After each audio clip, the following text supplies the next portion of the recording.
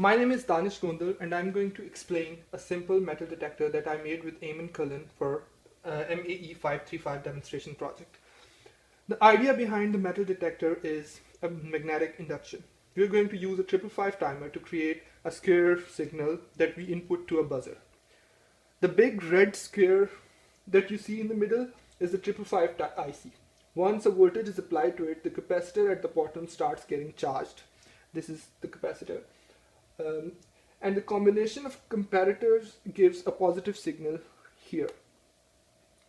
Once the potential difference across the capacitor plates reaches 2/3, I'm talking about this capacitor, 2/3 of the applied voltage, the capacitor starts getting discharged through the transistor here.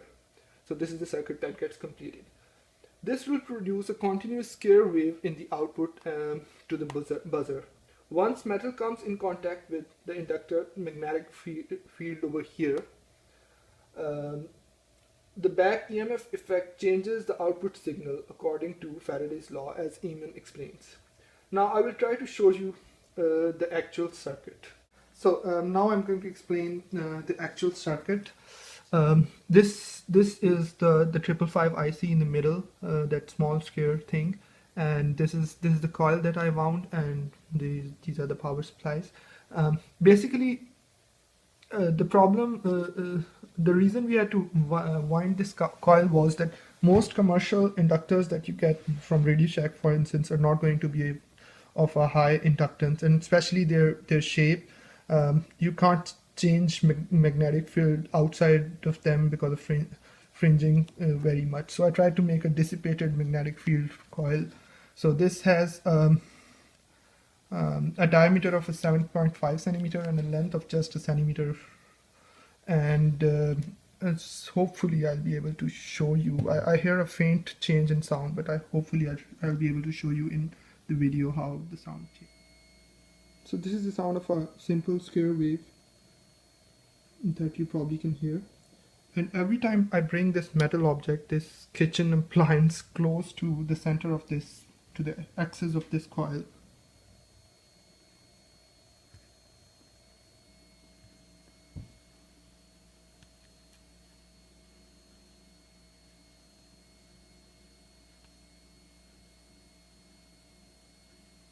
the sound faintly changes. If I don't know if you could hear it.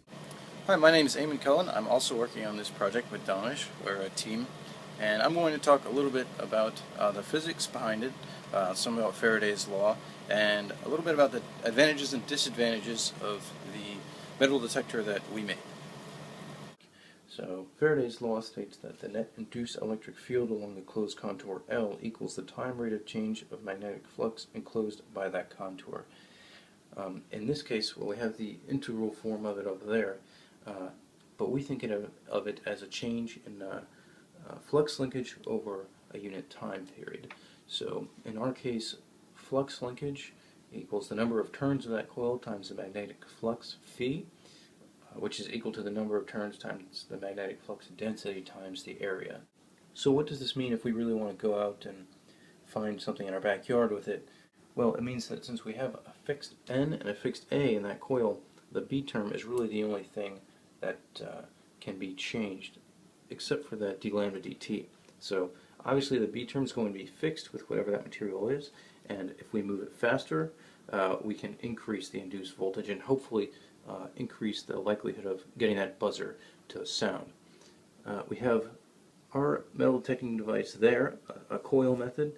Obviously the magnetic field is going to drop off exponentially the further away that ferromagnetic material is, and what it really means is that we're going to have to move that coil quickly if we want to get any sort of an induced voltage.